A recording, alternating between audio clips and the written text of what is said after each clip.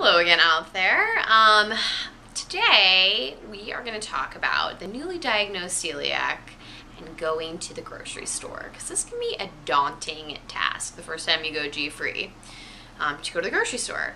So first off, you need to get on your computer and you need to Google. And if you have a Trader Joe's anywhere near you, it's worth it to drive there because everything is so clearly labeled. They have so many G-free options. The people who work there are always really knowledgeable and happy to help you. Everything on their shelves will have like this red G that I tried to print out to show you, or will have a little gluten-free flag, and you can print out on the website the whole list of gluten-free items they sell, which is awesome. And on top of that, their prices are unbeatable. So I would recommend them hands down. If you have one, go there. Next up would be Whole Foods, and this is great for those harder to find items like baking mixes or G-free pastas. They have lots of good things that to use in your meals that you typically wouldn't have used prior, like quinoa, which is a delicious grain that is gluten-free. It's usually found with the gluten-free pastas. You should experiment with that. Also, if you don't have either of these, try a neighborhood health store. Their prices are a little bit higher, but the staff is usually really passionate about, what items they carry and can typically call and get other items for you. So try that out. And if all of these options are, if you don't have these options, just go to your local grocery store, but Google beforehand and see if they have a list of gluten-free things they sell. I know Publix does, for those of you in the southern states. So not to worry, you can find gluten-free items at all of the above. Also, sadly, the days of throwing whatever in the cart you wanted are gone.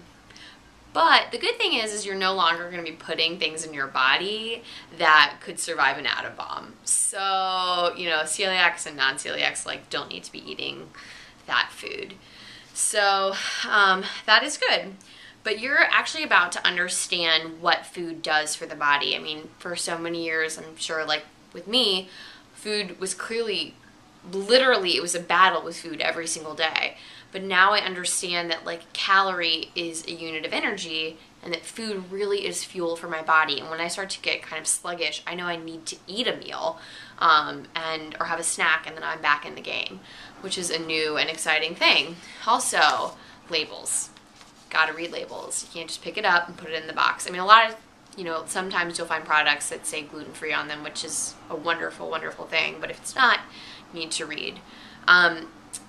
Wheat is listed as one of the top 8 allergens, so you're always going to find that on a label if it's there. Sometimes people will put gluten, but it's not considered a top 8 allergen. You don't have to put it on the label. So if something like barley or rye are in the product, you could accidentally get glutened. So I'm going to throw in kind of maybe a website or two in the show notes to kind of help you read labels.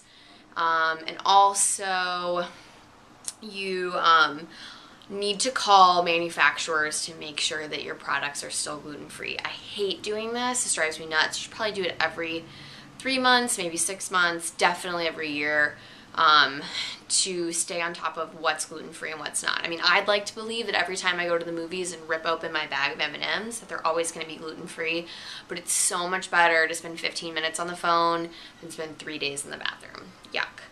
So be an advocate for yourself. Speak up, get on the phone, check the products. I'm here to help in any way I can. Tinsley@SaleyBeau.com.